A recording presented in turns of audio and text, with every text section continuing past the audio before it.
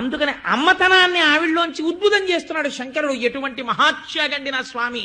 ఈ పార్వతీదేవి వంక చూసి చెప్తున్నాడు, మీ అన్నయ్య స్థితికారుడు, లోకాలన్నింటినీ నిలబెట్టాలి, లోకాలకు ఇబ్బంది వచ్చింది, మీ అన్నయ్య కూడా వచ్చాడు, మరి నేను ఆయన్ని సంతోష పెట్టద్దు, అందుకని నేను చేసేస్తాను. నేను తినేటప్పుడు ఎలా తింటానో తెలుసా, ఒక చిన్న ద్రాక్ష పండు తినేసినట్టు తినేస్తాను పార్వతి ఈ హాలాహలాన్ని. దాని వల్ల నాకేమైనా ఇబ్బంది వస్తుంది అనుకుంటున్నాయేమో, ఏం భయం లేదు, నువ్వు అలా చూస్తూ ఇంత మాత్రం బెంగెట్టుకోక మా ఆయనకి ఏమవుతుందోనని అని చక్కగా సంతోషంగా అలా చూడు, నేను ఎలా తినేస్తానో చూద్దుగలిగి అన్నాడు. అంటే ఆవిడంది, సరే మీకు ఎలా ఇష్టమైతే అలా చేయండి అంటే. కళ్ళు తిరిగి కింద పడిపోయిన వాడు పరీక్షిత్, ఏమయ్యా లోకమంతా హాలాహలం పుచ్చుకోమంది, ఎంత మంచం మీదున్న మొగుడైనా పెళ్ళం ఏమంటుంది, నా పసుపు కుంకాలు నిలబడితే చాలంటుంది కానీ ఆయనకో 4 మాత్రలు వేసి లాగే అవతల పారేద్దరు అంద కదా.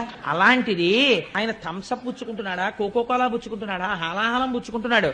ఆవిడ చూస్తే లోకములకంతటికి పెద్ద ఇల్లాలు, పెద్దింటమ్మ అని పేరు, పసుపు కుంకాలకి సంబంధించిన విషయం, భర్తని హాలాహలం పుచ్చుకోమని ఎలా ఒప్పుకుందయ్యా పార్వతీదేవి అన్నాడు. పోతన గారు అన్నారు, పార్వతీదేవి శంకరుణ్ణి హాలాహలం పుచ్చేసుకో అని ఎందుకు అనగలిగిందో తెలుసా, మృంగెడివాడు విభుండని మృంగెడిది యుగరళమనియు మేలని ప్రజకున్ మింగమని సర్వమంగళ మంగళ సూత్రము నెంతమది నమ్మినదో.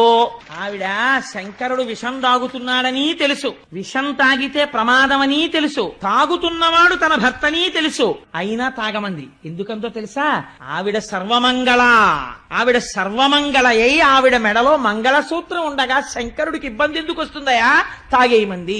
తన మెడలో ఉన్న మంగళసూత్రమును సర్వమంగళ అన్న దేవత ఉన్నది.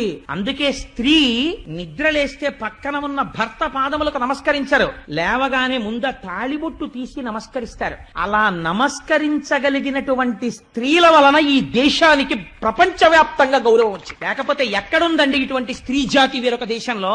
శంకరుడి జీవనమునకు హేతు పార్వతీదేవి మెడలో మంగళసూత్రం అని తీర్పిచ్చారు పోతన గారు. దేవతలందరూ జయ జయధ్వానాలు చేస్తుంటే శంభో శంకర హరహర మహాదేవ అని అరుస్తుంటే సింహాసనం దిగి ఎదురొచ్చి, ఎక్కడికి పోతావే హాలాహలమా రా అని ఆయన ఎదురెళ్ళి దాన్ని పట్టుకుని చేతిలో పట్టుకుని నలిపి ఉండ చేసి నేరేడు పండంత చేసి గభాల నోట్లో పడేసుకుని మింగేశాడు. మింగేస్తే మరి ఆయనకి ఏమైపోలేదా అని అనుమానం వస్తుందేమో అని వెంటనే పోతన గారు చెప్పారు, ఎదురెళ్ళినప్పుడు కాని, పట్టుకున్నప్పుడు కాని, ముద్ద చేసినప్పుడు కాని, నోట్లో పెట్టుకున్నప్పుడు కాని, మింగినప్పుడు కాని వేడి చేసి ఓ పొక్కు పుట్టలేదు ఆయన ఒంటి మీద. ఇంత చల్లటి చంద్రుడు కందిపోలేదు. పిల్లపాములు ఆయన ఉంగరాల కింద పెట్టుకుంటాడు, చుట్టుకుంటాడు, ఓ పిల్లపాము వేడిగా ఉందని పక్కకి జారిపోలేదు. అలా నవ్వుతూ కూర్చున్నాయి. శంకరుడి పాదములను నమ్ముకున్నవాడు కూడా హాలాహలం లాంటి కష్టం వచ్చినా అలాగే ఉంటాడు చల్లగా. కానీ ఆయన నోట్లో పెట్టుకుని మింగుదాం అనుకున్నట్ట, ఇక్కడ దాకా వెళ్ళింది కంఠంలోకి, తీరా మింగేద్దాం అనుకుంటే అయ్యో కడుపు నిండా అధోలోకాలున్నాయి, పైన ఊర్ధ్వలోకాలున్నాయి.